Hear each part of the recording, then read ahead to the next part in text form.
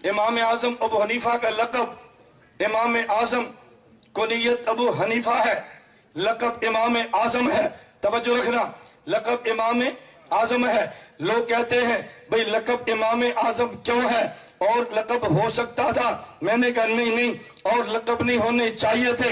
मुझे कहते हैं वजह, मैंने कहा वजह ये है कि दुनिया में इमाम कई है, हमने देखना है नबुव्वत से क्या निकला। कहा जी सहाबियत, मैंने कहा सहाबियत से क्या निकली। कहते हैं इमामत। मैंने कहा मेरी बात समझना, पैगंबर के बाद पैगंबर के सहाबा, सहाबा के बाद फुक़हा है। तो फिर मैं ये बात कहूंगा, हमने कुरान को देखना है। कुरान ने लफ्ज बोला मिनन नबिय्यीना, कुरान ने लफ्ज बोला वस्सिद्दीक़ीना। तवज्जो रखना, कुरान ने लफ्ज बोला मिनन नबिय्यीना, कुरान ने लफ्ज बोला वस्सिद्दीक़ीना। नबिय्यीन में जो सबसे बड़े हैं उन्हें इमामुल अंबिया कहते हैं। नबिय्यीन में जो बड़े उन्हें नबी आजम कहते हैं। सिद्दीकीन में जो बड़े उन्हें सिद्दीक़ अकबर कहते हैं। अबू बकर नबी इमाम अबू हनीफा नबिय्यीन में नहीं है। नबी आजम कैसे कहे, सिद्दीकीन में नहीं है। सिद्दीक़ अकबर कैसे कहे। अब इनका नाम वो होगा जो नबियों के बाद वाला, सिद्दीकीन के बाद वाला, नबीयीन सिद्दीकीन के बाद जो दीन को लेके चले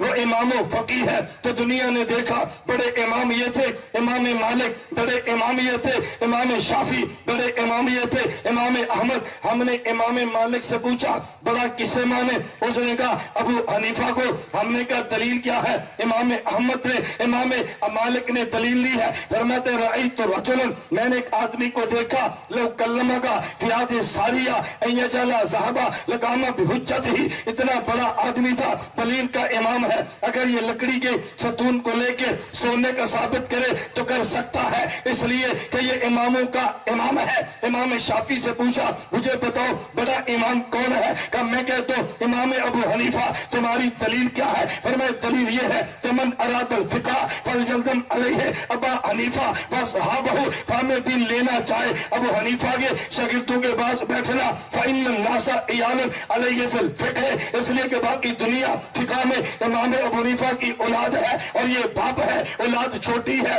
बाप बड़ा है, इसलिए इमाम आजम कह देते हैं। इमाम अहमद से पूछा बड़ा कौन है। कहा जी अबू हनीफा। तुम्हारी दलील क्या है। फरमाते दलील ये है सुबहान अल्लाह।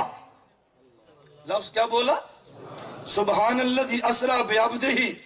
इनने कहा सुबहान अल्लाह, लफ्ज सुबहान बोलते ही वो हैं जहां पर कमालात की इंतहा हो जाए। इमाम आमद ने सुबहान अल्लाह से बात शुरू की है।